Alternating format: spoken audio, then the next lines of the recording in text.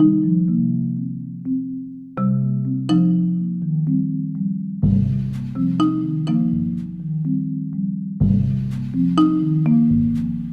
media used in the chrysanthemum is the Morsige and Skog, and the component are the MS macro, which composes the ammonium, potassium, calcium chloride, magnesium sulfate, and potassium phosphate.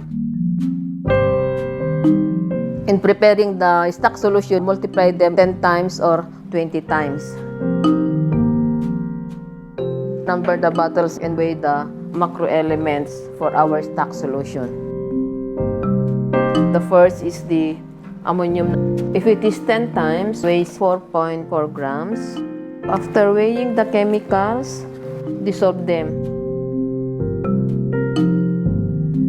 Already prepared the mother stock solutions. Those are already the component of the Morsige and Skog. MS macro, MS micro, then iron source, the vitamin, myo-inositol, and the benzylaminopurin.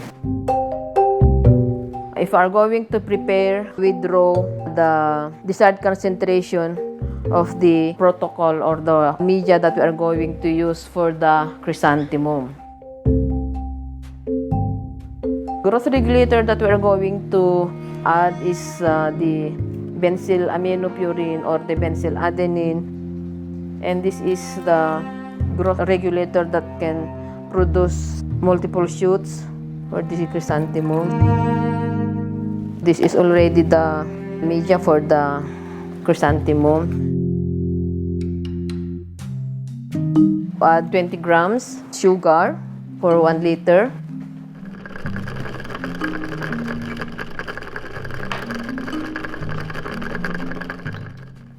Volume this in 1 liter with the distilled water or the mineral water. It's already dissolved. Get the pH. If the pH is lower than 5.6 or 5.2, we have to add the HCl or the hydrochloric acid. If it is lower and we have to increase the pH, add the NaOH or the ammonium hydrochloride. To solidify the media, add the agar. Cook in the microwave oven for 5 minutes. After that, dispense, put them in the mayonnaise bottle with 20 ml. Those are the media that already cooked. Sterilize them with the autoclave for 120 degrees for 30 minutes. Already prepared the culture media. Now we prepare the explants that we are going to plant inside the sterile room.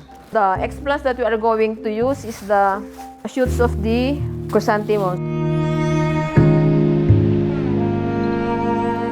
So this is the nodes of the chrysanthemum. Excise the meristem. After excising, put them in the culture room. This is the establishment stage of the chrysanthemum, and it will stay here for 1 to 2 months. This is already established chrysanthemum, and we can already transfer them in the proliferation stage. So this is already the plantlets that grown inside the bottles. The media for the rooting stage has activated charcoal to enhance shoot formation and to absorb the toxins that are present from the plant. The cultures have to stay them in a shaded part for 5 to 7 days. And after that, plant in a soil media with a composition of burned rice hull, sand, and compost.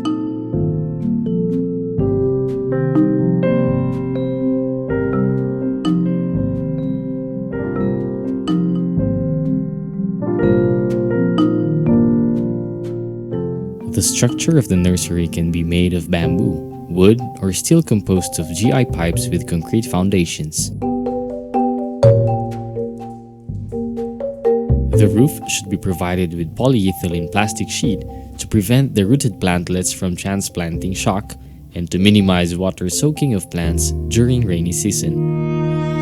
All sides should be enclosed with fine mesh or nylon nets to maintain temperature inside the greenhouse and to minimize the entrance of insect pests. Use in vitro grown or derived chrysanthemums as mother plants to ensure the quality of planting materials. The in vitro grown chrysanthemum plantlets is acclimatized or hardened by exposing the plantlets under sunlight for at least 2 weeks. Supplemental lighting should be provided to delay the bolting of the plantlets. Remove the plantlets from the bottles and wash using sterile distilled water. Dip the plantlets in fungicide solution against fungal diseases. There are different possible planting media to be used for transplanting of mother plants as source of in vitro plantlets. The mixture may consist of soil, composts, and carbonized rice hull or soil and composts such as cocoa pit or coir. Mother plants can be planted in plastic pots or plastic trays. The ideal planting distance should be 4 by 4 inches to ensure survival and uniform crop stand.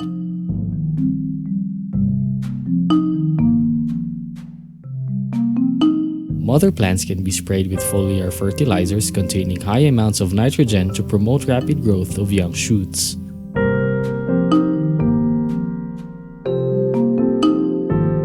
One week after transplanting or when 3 true leaves have developed, cut the shoot tip just above the node using a sterilized sharp blade to enhance the growth of lateral shoots.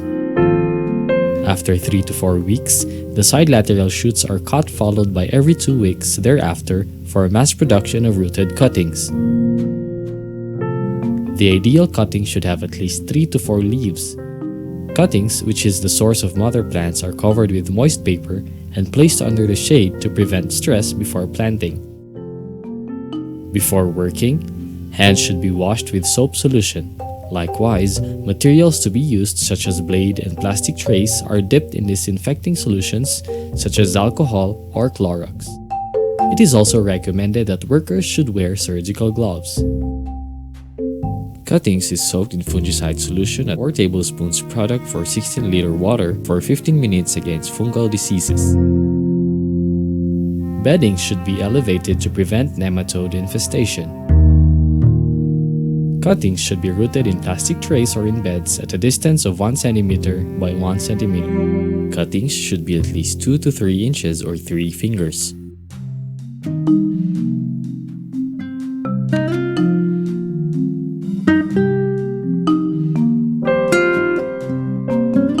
Slightly press the soil around the base of transplanted cuttings to allow in contact with the soil for easy rooting. The cuttings are misted once a day, preferably early in the morning, using watering can with small holes. The use of rooting hormone is recommended during cold months or rainy seasons due to insufficient light for faster growth. The cuttings are ready for transplanting about 12 to 14 days after planting. Well-developed roots occur as early as 11 days during dry season and 14 days during rainy season.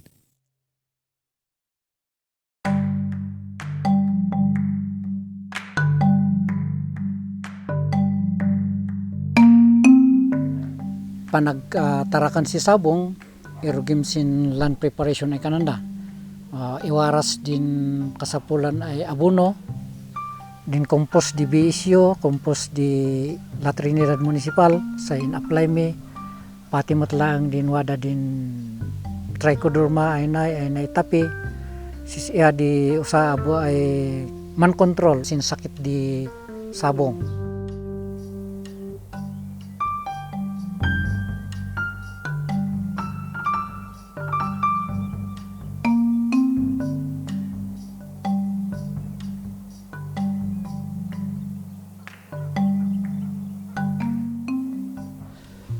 Santo mailan prep magabyon wenno ma-rotivate ono din manusar si tiller ono traktor tapno maikiwar din abono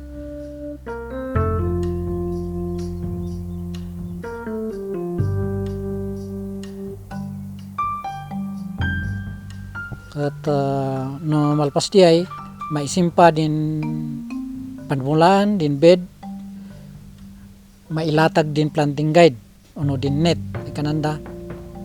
Planting guide, sinaay din masursurot ay panmulaan. Tapno paparehas di distansyan din maimula, tan adidan man iinipit. Kat di dati as usaron may 5x5 ngam inpadas mi abo di 4 inches by 4 inches kat mabalin mayat lang di maapit. And then habang tumaytayag din mula, ingat ngatom din net, adin matukang, tapno diretso. Habhabulon takongar kat din kananda, di kando na kat 85 cm, tapno mayat idi panagmarket na. Siyamot dilay dun di customer.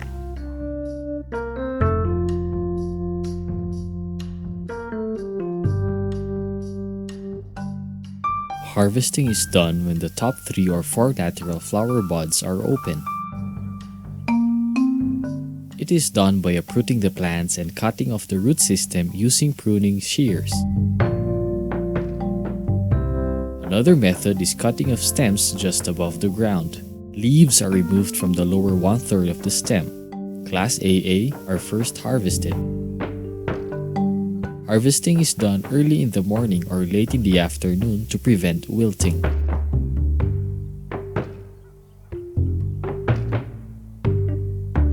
Sorting and grading.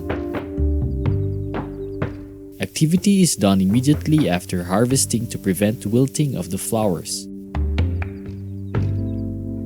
Plants are sorted according to colors and stem length. Cut flowers are bundled by dozen using rubber bands. Soak the base of stem of harvest chrysanthemums immediately as soon as possible to avoid wilting. Cut flowers delivered for the next day are bundled and soaked in water of 1 to 2 inches depth. Packing. Cut flowers are packed and wrapped in dozens using used newspapers. Packing area should be in a cold room or the coolest part of the building. Wrapped cut flowers are placed in containers made of corrugated plastic measuring 60 cm by 33 cm by 100 cm for transport to market outlets.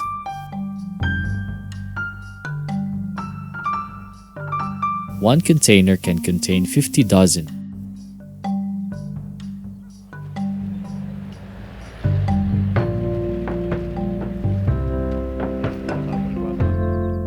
Label the boxes to where it is addressed and date of harvest.